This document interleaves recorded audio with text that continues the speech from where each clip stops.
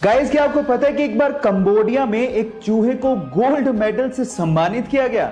अब आप लोग कहेंगे कि यहाँ इंसानों को कुछ मिल नहीं पा रहा, चूहों को किस बात का गोल्ड मेडल दिया जा रहा है। तो थांबा, जरा इस चूहे की खासियत सुन लीजिए।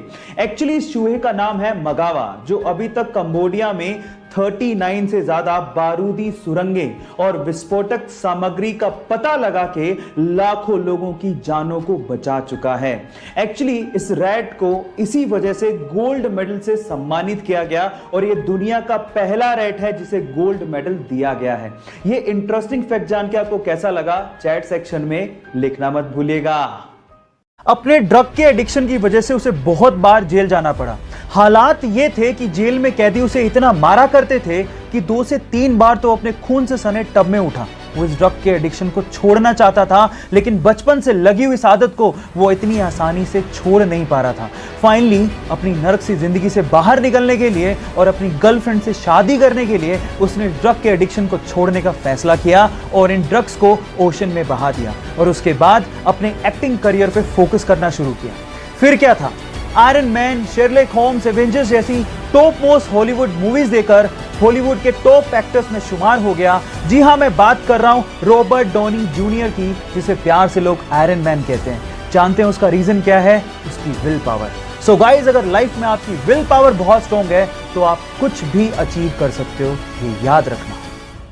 हमारे शरीर में फेफड़े ही वो पार्ट हैं जिसकी वजह से शरीर के एक एक अंग को ब्लड के थ्रू ऑक्सीजन पहुंचती है। यानी कि हमारी बॉडी के लिए ऑक्सीजन लंग्स यानी कि फेफड़ों से ही आता है। अब आप फेफड़ों का काम तो समझ ही गए हैं, तो अगर मैं आपसे सवाल पूछूं कि पृथ्वी का फेफड़ा किसे कहा जाता है तो आप लोग क्या कहेंगे? यानी कि पृथ्वी को एक्चुअली ऑक्सीजन कहां से सबसे ज्यादा मिलती है? चलिए मैं आपको बताता हूं।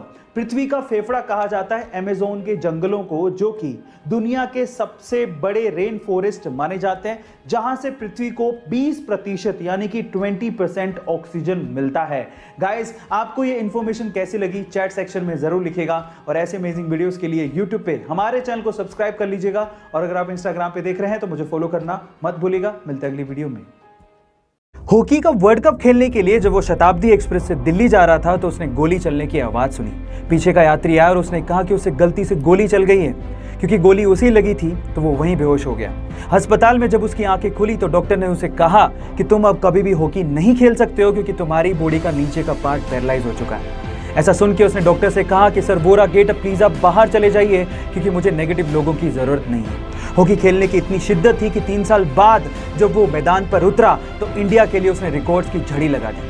13 साल बाद उसने इंडिया को अपनी कैप्टनसी में अजलान शाह कप जितवाया और लंदन ओलंपिक क्वालिफाइंग टूर्नामेंट में 16 गोल दाग के रिकॉर्ड बना दिया। Yes, I am talking about Sandeep Singh. उसकी जिंदगी से आप एक बात सीख सकते हैं कि जिंदगी में जब बुरे दिन आए तो याद रखिएगा, दिन बुरा है, जिंदगी नहीं। जापान में एक कुत्ता अपने प्रोफेसर मालिक को हमेशा स्टेशन पे छोड़ने जाता और जब वो वापस आते तो उन्हें स्टेशन पे लेने भी जाता।